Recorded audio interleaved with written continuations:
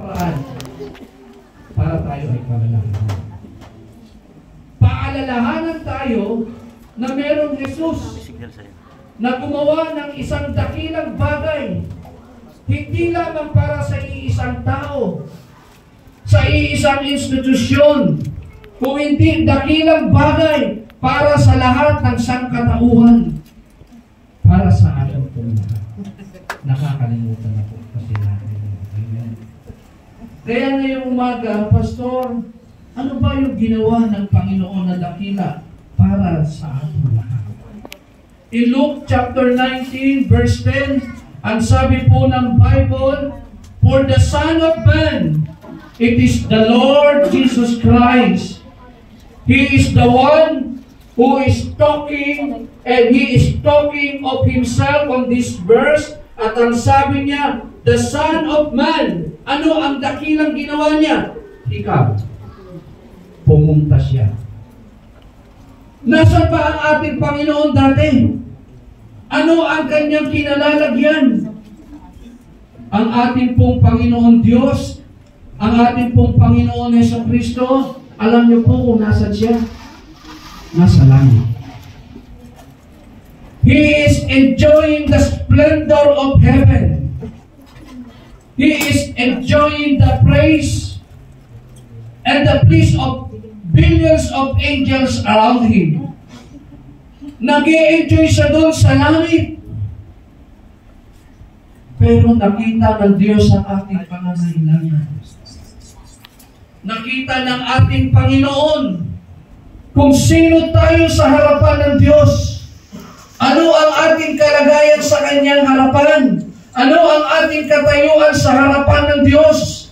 Alam niyo po ba, mga kapatid, members of our church and members of our community, regardless of our profession, of our status in life, of our work, sa harapan ng Diyos, kung nandito ang Diyos, nakatanong siya sa atin, pantay-pantay lang tayo sa Kanyang harapan. Paano, Pastor? Tayo nagiging pantay-pantay. Eh, matandaan ko sa iyo. Sa pagiging makasalanan. Lahat pantay sa harapan ng Diyos sa pagiging makasalanan. As it is written, there is none righteous, no not one. Simula sa panahon ni Adan at ni Eva, wala pa akong na-encounter na tao. Wala pa akong na-meet na tao na perfecto. Kayo ba meron? Meron akong kilala perfecto. Pangalan lang. Mag-perfecto. Pero ang buhay niya, walang pinagkaiba sa buhay natin. Ang magkasalanan. No one is righteous before men, before God. Because it was written in Romans chapter 3 verse 23, "For all have sinned and come short of the glory of God." Ang lahat ay nagkasala at hindi nakaabot sa kaluwalhatian ng Diyos. We are all sinners before God.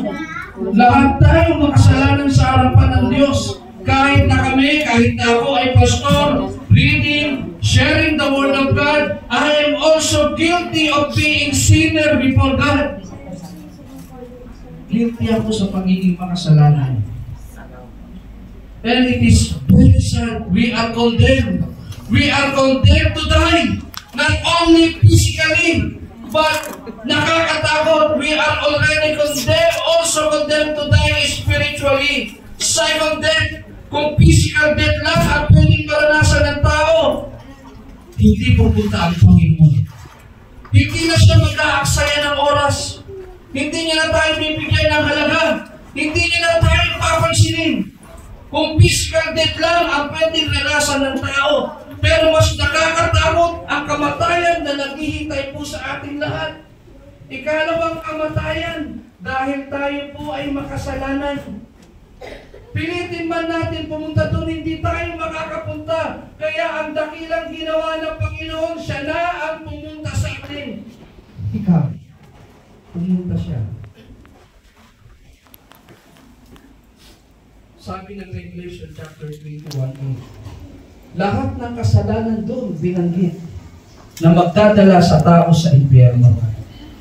Sa lahat ng hindi sumasampalataya, sa lahat ng karumal-dumal, sa lahat ng walang pagkakilala sa Diyos, sa lahat ng mamamatay tao, sa lahat ng masama. Ngayon, nauuso ang spiritual box. Ano yung spirit box? Yung mga patay, sinasabi nilang nakakapagsalita. Pati si Rico yan, nagsalita na. Pati si Julie Vega. Saan si Julie Vega? Can it be true? Walang mga katanda ay good after all. There's somewhere in our past. It was only me. Pati si Julie Vega nagsalita na ito. Sabi ng Bible, sa lahat ng gumagawa niyo at sa lahat ng sinungaling, may bahagi sa lawa ng apoy at asupre na siya ikalawang kamatayan. We are condemned. Condemned na tayo for being a sinner. Wala na tayong kailangan gawin para pumunta sa impyerno. Doon na talaga tayo pupunta. Kaya ang tao naggagawa ng paraan pumunta sa langit, pero hindi makakarating sa langit. Kaya ang ganda ng ginawa ng Panginoon, siya na ang pumunta sa atin. Amen. Hindi ba maganda yun? Di ba ang sarap, no? Puntahan ka ng Panginoon. Nag-aalala siya. Gusto niya iparamdam ang pagmamahal niya sa atin. Gayun na lamang ipinagupili ng Diyos ang kanyang pag-ibig. Nung tayo ay mga makasalanan pa, ibinigay niya si Jesus para mamatay sa ating kasalanan. Ikaw, pumunta siya. Yung puntahan ka ng tao, makaramdaman mo, mahalaga ka eh. Amen? No, ang sarap sa pakiramdam. Pinuntahan tayo ng Diyos. Pinuntahan tayo ng Panginoon.